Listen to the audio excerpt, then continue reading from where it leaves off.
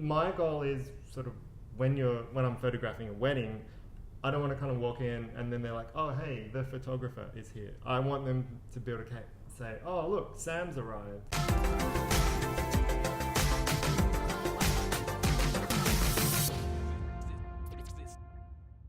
Hey everyone, welcome to the show. Today I'm here with Sam Wyper from Sam Wyper Photography, wedding photographer in Sydney and Byron Bay, and we're going to be talking about business strategies, about how to leverage your word of mouth, about mentors, and about a lot of interesting topics on how to grow your photography business. I'm going to let you introduce yourself and tell us a little bit about your business and your photography. Hi, so yes, I'm Sam from Sam Wyper Photography. I'm a really passionate wedding photographer. So I mostly photograph weddings. Yep. And engagement shoots. I did photograph landscapes for a long time. And I did a bit of family documentary, but yeah, weddings are definitely where it's at for me. Family documentaries in video. No, kind of like I started like a day in the life. Oh right, type yes. thing, which I still really love. Because I'm really drawn to that photojournalism documentary approach. I guess really at the end of the day, I'm really drawn to emotions, capturing emotions, and like at weddings there is those opportunities to get images that I really think are a once in a lifetime kind of chance. Photographing a wedding recently in the Blue Mountains. I just remember looking at the crowd and both dads on either side were crying, and I don't know, sometimes you just to see a dad crying, let alone two dads crying, it doesn't happen that often, and I think those are really special moments, and those kind of moments are just happening all the time at weddings. That's why I love them. Yeah. So maybe tell us a little bit about how you started in terms of, I know you talked to me about before the interview about how word of mouth has been very important for you, and I know there's a lot of people that are trying to get their business started, whether it's portraits or weddings or events, whatever it is. So how has word of mouth helped you that way?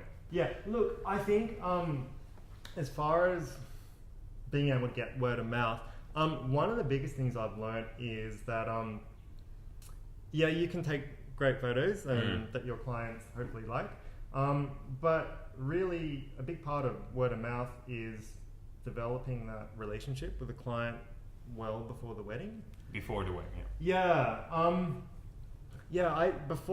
So say for example, it's in part of my contract, I'll meet up with the client, we'll talk, we'll chat, but it's a really good chance to connect. And my goal is sort of when I'm photographing a wedding, I don't want to kind of walk in and then they're like, oh, hey, the photographer is here. I want them to be able to say, oh, look, Sam's arrived. So to build up that personal relationship, once you do that, I find that they're a lot more relaxed. People are more relaxed in front of the camera. You can get the kind of photos you want. But look, I guess we're kind of not just creating photos for people, but it's kind of like a whole package, whole experience. And the more the clients like that experience, the more likely they are to sort of pass you on to other people. Another big thing I think is doing slideshows. So just still images, with a bit of music. And I try and get that to the clients within the first week. Normally after the wedding? After a wedding, for the few days after that, like everyone's on a high, everyone's on a buzz, and that's really when you want to get the slideshow to the couple, because they can look at it and because they're still so high from everything. I get messages and people cry usually when they see a slideshow, and then they're so they're going to be into it at any point, but I think that's just the optimal time to show it. And then usually what happens is they share it with other people and kind of just it gets a lot of clicks, and that's great to kind of as far as word of mouth goes, it's kind of like it's selling itself, really. For sure. Yeah. So I think if there are maybe 3 takeaways here for just like the 5 minutes that we've been talking, in terms of getting word of mouth to serve you and to grow your business is first of all building relationships. You said building the relationship even just before the wedding, that you kind of become a friend rather than the photographer at the wedding. Right? That is ultimately what I aim for. Definitely. And then the second one is maybe the second one would be use that hype just post wedding in terms of when people are very hyped after the wedding, the energy is high. Use that to your advantage in a way in terms of like keeping their relationship, delivering your slideshow or whatever people want to deliver just right after a sneak peek or whatever. Yep. And the last thing would be obviously if you, as you said, if you share the slideshow, or if you share anything to actually make sure people can track it back to you. Smart slides are awesome. When they click in the link, there'll be Sam Wyper Photography, and if they just click on that, it takes you straight to your website. There you go. So, Perfect. Yes. Mm. You also mentioned to me how mentors have been important for you. When first starting your business, but still to this day, I imagine, or maybe not. No, definitely. And my mentors have been online mentors. Yeah. So not sort of face-to-face mentors. Yeah. I think the great thing is you can kind of do that these days. So my biggest mentors are Davina plus Daniel, and Two Man Studios, and I believe they're both from Canada, and their work just blows me to pieces all the time, and I actually think it's really awesome that some guy down in Australia can have these mentors on the other side of the world and be able to access their ideas. And Two Man, they said something in a video once that I saw, and that really, really stuck with me. They said, what did they say? Get high, get low, get dirty. Something when you're taking photos. Yeah. And I guess that's, as a photographer, you're always looking for different ways to convey different perspectives and what have you. And that was something that stuck with me a lot. Yeah, that's great. And I think mentors are important for so many things. And one thing is, I always tell people that a lot of photographers that struggle, especially when they're starting out with pricing themselves or with maybe valuing their own work. And I think having a mentor that's more experienced, someone that's further down the track, will help you valuing your own work and maybe having a point of reference with like, okay, I can get there. Like instead of like being stuck in that, kind of like hamster wheel all the time and trying to make ends meet and trying to find more and more clients because you're charging so little. Yeah, I definitely agree. I also think you've got to not get stuck in that trap of comparing yourself too much to your mentors, because both of my mentors are international wedding photographers who travel the world to the most exotic locations. Yes. And I photograph weddings in venues in Australia. I'm not going to Hawaii on top of a volcano to photograph weddings, not yet, at least. That's a very good point. Keep things in perspective. Don't. You're not out there. I actually heard someone else say this recently, and it makes so much sense. You're not out there to impress other photographers. You're making work to to make a big impact on your clients and potential clients. That's so true. Yes.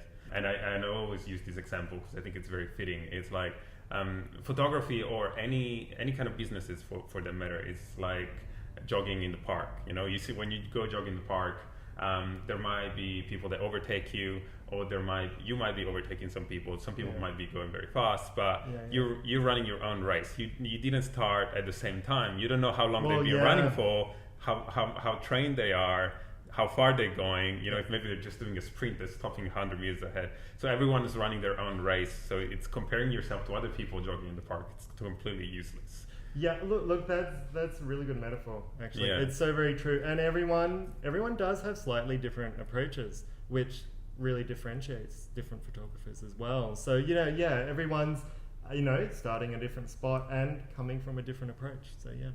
I noticed on your website you have a page that's called My Approach. It's quite prominent. It's on the top navigation menu. Look, I think it's just really important.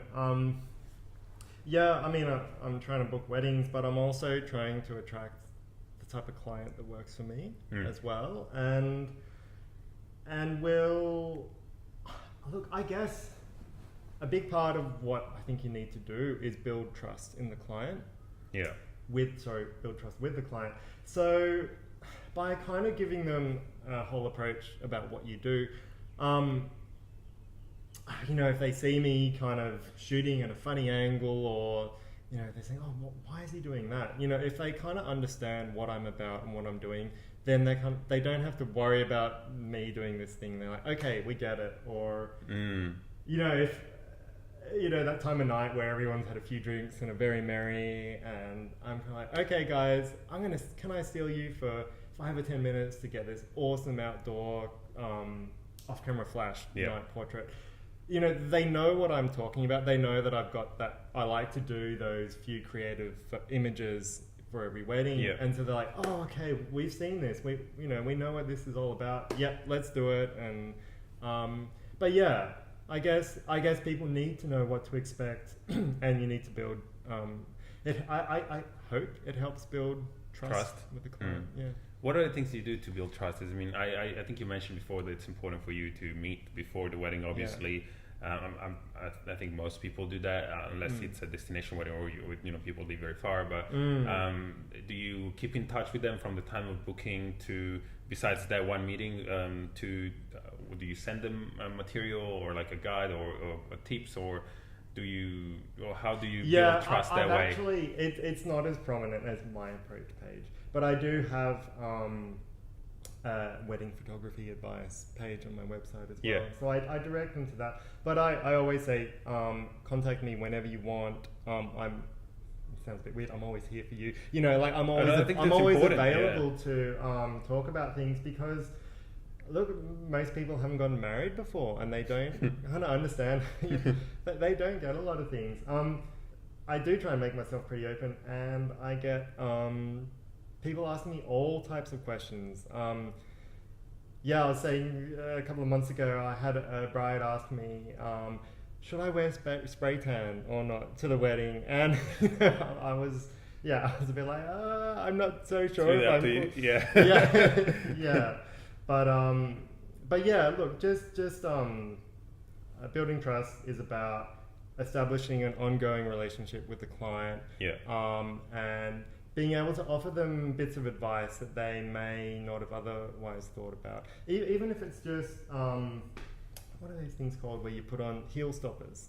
Oh, yeah. Just small things like that people don't think about, which can actually make a big difference if you're kind of walking around in portrait session. That people really appreciate that. And that helps build trust in small little increments. Definitely. And I think that's very interesting, because all the examples you said have nothing to do with photography, right? So people ask you all kind of questions, but the fact that you know and you're such an expert in weddings in general and how the day is going to go, that kind of builds the trust as a photographer as well, even though you haven't talked about photography at all, but just the fact that you're able to answer, and then you're available to them anytime. And then they know you've done so many weddings because you know all the little details. That kind of builds their trust in your work as well as a photographer, I think. Yeah, totally. And also being honest. And sometimes you have to give advice that may not sound great, but I think at the end of the day, people really appreciate it when you're being upfront and honest and managing the client's expectations. So you made the switch from landscape photography and then you did a bit of documentary, you said, and you do weddings. How important is it, or was it for you to focus on one niche? I think that's crucial for any business. I think there are photographers out there that try to do too much in terms of, maybe they offer newborn and pet photography and engagements and events. There are people that are afraid, and I think that's legit. That people are afraid that if they offer less, then they will have less clients. But I think it's the other way around. Yeah, look. Was it hard for you to make that decision? It's just, I'm just going to do wedding photography, or like I'm not just going to offer anything else? To be honest, it wasn't that hard because I just fell in love with it. Yeah. But I do really agree that it is good to specialize and perfect your craft. Yeah.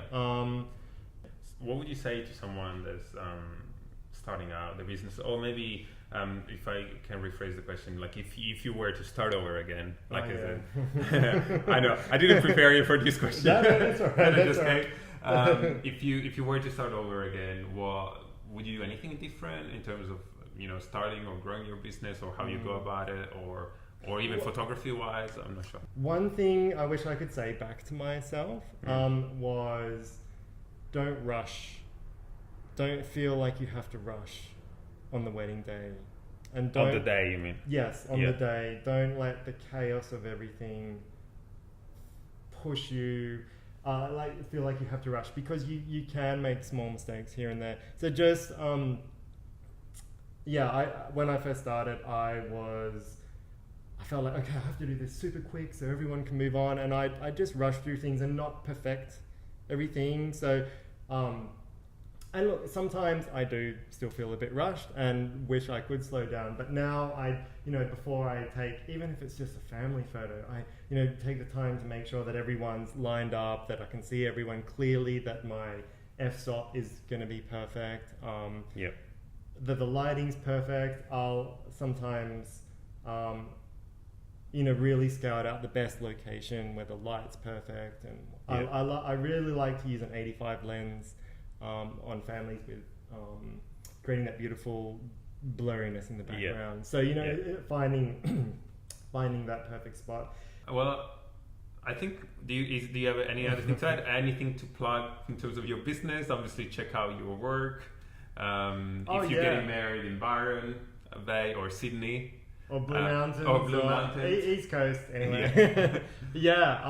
My website is samwyperphotography.com, and Wyper is spelled with a W-Y-P-E-R. We'll put it in the link. In the description. We'll put it in the description of the video. Cool. Yeah, look, I think we talked about a lot of really good things, and I think that's great. All right. Good. Thanks you so much for being officially the first guest of this series show. We don't have a name yet. We'll find it. Thank you, Sam. And as I said, we'll put the link to Sam's photography website in the description of this video. And stay tuned for next episode coming soon. Yeah. Bye.